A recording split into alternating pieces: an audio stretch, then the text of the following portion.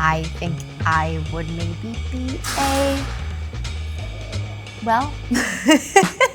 I'd be a bang.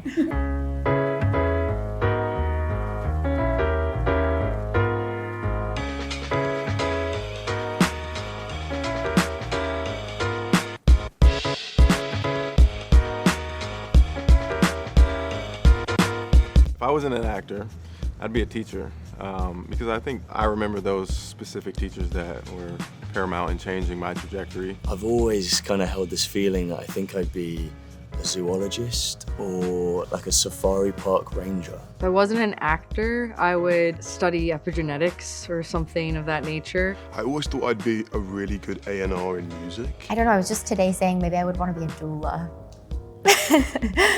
Or maybe a teacher. Both my parents are very achievement focused. So if I wasn't an actor, I had like these delusions of grandeur that I would be like a woman of business. I'd love to be a chef.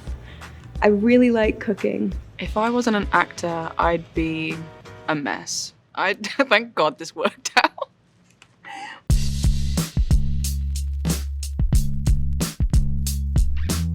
Fictional character I identify with the most, Finding Nemo. So Nemo, you know, I think that story is a beautiful one where, you know, you get lost, and I feel like as a little fish in a big sea, I'm lost and trying to find my way back home. You gotta get creative, you gotta find your way to success. Oh my God, it's poetry. Think about it. Do you guys have the wild thornberries here? Yeah. You remember the little kid in it? Was it Donnie Thornberry? Like the wild monkey boy. I guess him. It's like, he reminds me to stay free. The fictional character that I identified with as a kid, I don't know about anymore, was Lisa Simpson. I don't know why. When I was young, I just loved that she was this outcast from her family that was really into the arts. I remember there was that episode of The Simpsons where she became Buddhist, and so I was like, I'm gonna be Buddhist. And so I remember like waking up at like midnight one night when I must have been like 10, and I tried chanting, and my parents were like, what are you doing? Go back to bed. Lenny and Carl, you guys are Buddhists? Oh yeah, if I didn't have inner peace, I'd completely go psycho on all you guys all the time. I also had a book that was like how to be more like Lisa Simpson. With my first Hollywood paycheck, I think I bought my dog. Yeah, Bambi. Which my mom was not happy about at all. My car, I bought an old Mercedes 1984 SEC 500, no pillar windows. It's the sexiest thing I've ever driven, and I'm obsessed with her.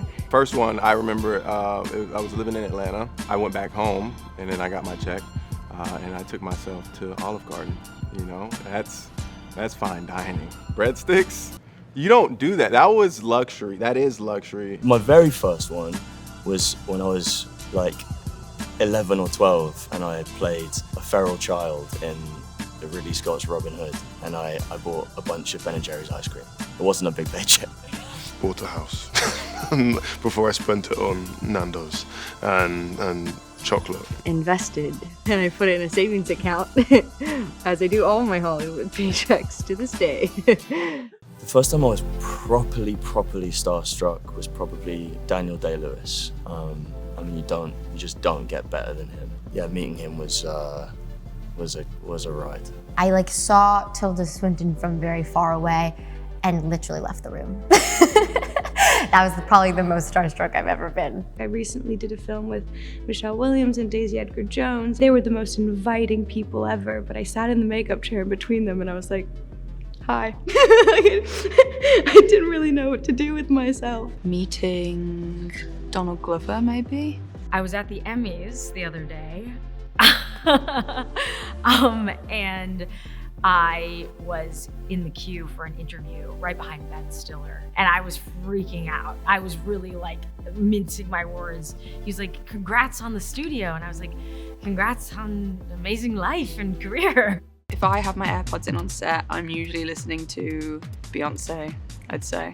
Trying to get my energy back up. Recently, right now, I'm listening to Tame Impala on set because I am just singing my way through my nerves. I can listen to The Perfect Circle and Tool and 9 Inch Nails, or I could be listening to a jazz album, or I'm listening to Dvorak or something, or nothing poppy. I'm not a fan of pop music. You think I'm like locked in? I'm like focused. All right, I'm prepping for a scene, and I guarantee you it's probably like The Climb by Miley Cyrus playing. Or it's always gonna be Another Mountain. I just genuinely, like, that song is so, she's talking about anxiety. Think about it. She's like, there's a voice inside my head saying, you'll never make it. The person I'm dying to work with is Meryl Streep. Channing Tatum, Lakeith Stanfield, Keke Palmer, Robert Downey Jr. The person I'm dying to work with is Colin Farrell. I think he's brilliant. I love chameleons, and Willem Dafoe.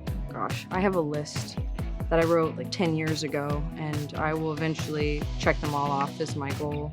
I'm gonna say Paul Dano. I just think that he is such a special actor, and I just love his career. Jennifer Lawrence, Florence Pugh. The list is endless. The person in the industry who gave me the best advice was Scarlett Johansson. She gave me 2 really good pieces of advice. One was when we were on the carpet and I was extremely overwhelmed, and she told me to imagine that I was in Hawaii, which was really helpful actually. And then with acting, she just would remind me to never expect anything. The best piece of advice I was given was by Nicole Kidman. She told me, take care of yourself. And I think it's a very vital part of our art. In terms of advice, Kathryn Hahn, who is the most wonderful human being ever, and I feel like she's always giving me little kernels of wisdom, but I love how she doesn't take it so seriously. Like, she's always cracking up, and I think just keeping that wonderment, and also it's like, it's so crazy that we get to do this, like tell a bunch of silly jokes and hang out with our friends and, you know, be on a movie set. I think just remembering that that is so crazy and so lucky that we get to do that.